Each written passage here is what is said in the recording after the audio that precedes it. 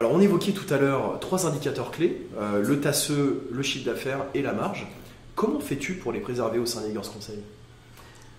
Alors, en ce qui concerne le taux d'activité, finalement, eh bien notre capacité à intégrer rapidement des consultants indépendants tout en assurant une homogénéité, une qualité de delivery, ça me permet de développer mon chiffre d'affaires. Et le positionnement un peu premium du cabinet me permet de sécuriser ma marge. Et quel lien fais-tu entre la digitalisation du conseil et la maîtrise du taux d'activité? J'ai même une deuxième question. En quoi les nouvelles technologies sont utiles pour optimiser son TASE, par exemple? Ouais. Alors ça, c'est une question que j'aime beaucoup parce que c'est un peu notre grand dada en ce moment. Le taux d'activité, c'est l'indicateur numéro 1 de tout dirigeant de cabinet de conseil. Finalement, je dirais même, c'est l'indicateur numéro 1 du directeur général jusqu'aux différents managers qui sont aussi incentivés sur ce taux d'activité. Nous avons développé chez Eggers Conseil finalement un modèle très innovant et disruptif qui nous permet de remplir les creux. Parce qu'aujourd'hui, c'est bien ça qui est compliqué à gérer dans un cabinet, c'est-à-dire qu'il faut absolument, pour que le modèle soit pérenne, en tout cas que le modèle soit stable et délivre pour nous aussi, à travers notre chaîne de valeur, la valeur attendue, il faut absolument éviter d'avoir des creux dans notre staffing. Et là, tout ce que je disais, c'est qu'on a développé un modèle extrêmement innovant de consulting as a service.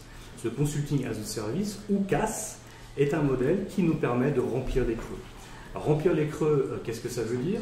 Eh bien, finalement, l'offre CAS, c'est une offre ou un modèle de delivery de conseil, comme je disais, innovant, mais qui nous permet de délivrer pour nos clients du conseil à forte valeur ajoutée sans forcément être à temps plein ou avoir des équipes à temps plein chez eux. Alors, comment vous avez pu mettre en œuvre cette offre de consulting as a service?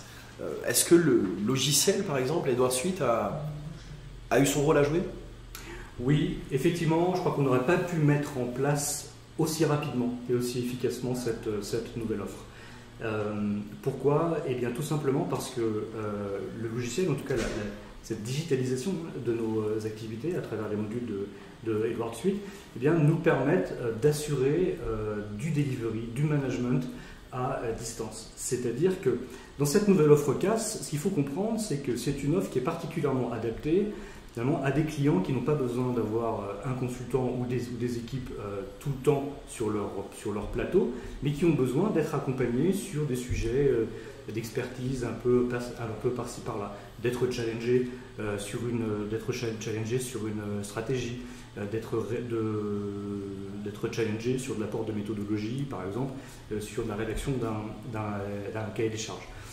Nous utilisons la suite Edward, donc avec la suite Edward, finalement, eh bien, nous sommes capables de délivrer à distance, donc nous sommes capables de réaliser des ateliers de travail, nous délivrons également des comités, c'est-à-dire la gouvernance à distance. Les comptes rendus sont produits en direct, les comptes rendus sont distribués automatiquement, les actions identifiées sont distribuées automatiquement à leurs acteurs, et la communication projet ou la communication programme est également réalisée automatiquement et distribuée à travers toutes les personnes qui ont un rôle sur ce projet ou sur ce programme.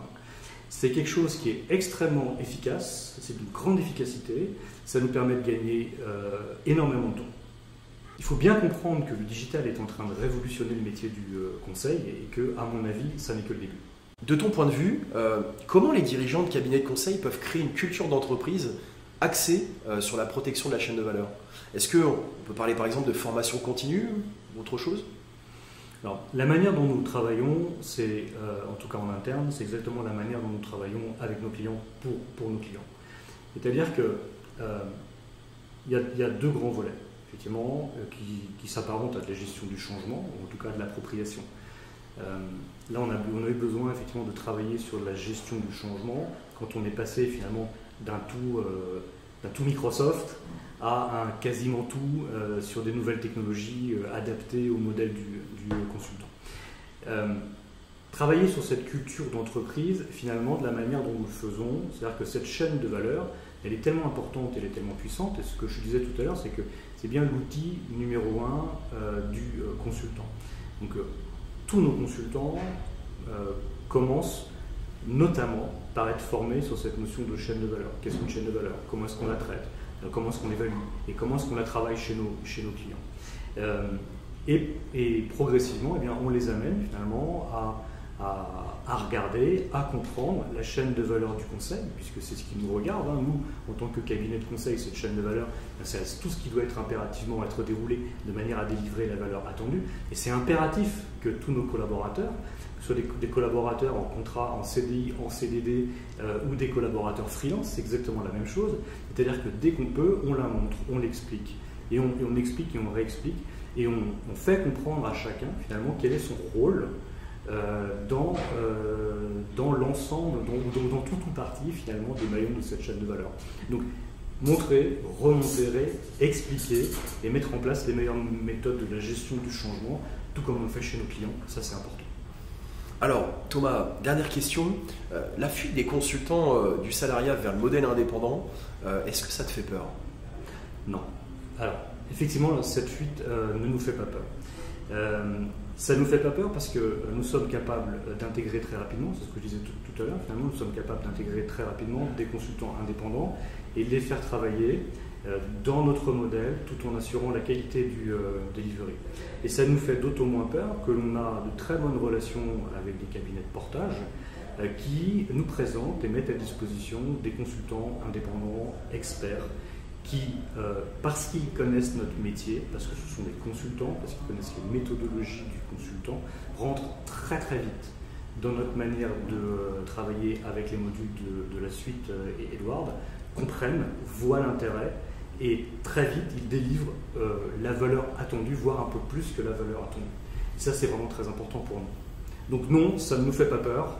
Et de toute façon, ça fait un moment que l'on se dit là chez Egors Conseil que finalement, peu importe le contrat qui nous lie avec les consultants qui travaillent avec nous, peu importe le contrat, finalement l'essentiel c'est qu'on délivre tous la valeur attendue chez nos clients. Le sujet est passionnant. Hélas, nous arrivons au terme de ce webinaire, Thomas. Est-ce que tu as un mot de la fin? Alors oui, merci déjà pour cette invitation, parce qu'effectivement ce sujet est absolument passionnant. On voit bien que notre métier est en train de changer. On voit que c'est extrêmement important finalement d'étudier et d'intégrer les capacités et les apports des nouvelles technologies dans notre métier, qui est le métier du conseil en transformation des entreprises. Et c'est d'autant plus passionnant parce qu'en ce moment, finalement, nous sommes en train de travailler sur et nous travaillons avec nos collaborateurs, sur ce que sera leur métier de demain. Ce qui nous met dans un modèle, ce qui nous met tous finalement dans un modèle évolutif, dans un modèle un peu disruptif, et ce qui nous permet aussi d'attirer des nouveaux talents. Et je voulais dire aussi que, effectivement, non seulement ce modèle est disruptif, mais ce qu'il faut comprendre aussi, c'est-à-dire que grâce à ces nouvelles technologies, finalement, l'apport de Edward, l'intégration de nouvelles méthodes de delivery, comme ces méthodes de consulting as a service, bien font que notre métier, finalement, notre métier d'aujourd'hui n'est pas celui qui était hier, et on continuera toujours à évoluer. Donc on aime beaucoup finalement entreprendre et on aime beaucoup construire avec nos collaborateurs ce qui fera leur métier de demain. Et ce modèle que nous sommes en train de monter, ce modèle il est comme tous les modèles que l'on travaille avec nos clients, chez nos clients, quand on travaille sur de la transformation, ce modèle il est scalable. Ça veut dire que le jour où il faudra accélérer, eh bien, on accélérera. Merci pour le temps que tu nous as accordé, Thomas. Alors, c'est déjà la fin de ce webinaire dédié à la protection de la chaîne de valeur. Merci d'avoir suivi cet échange et n'hésitez pas à nous retrouver sur notre page LinkedIn.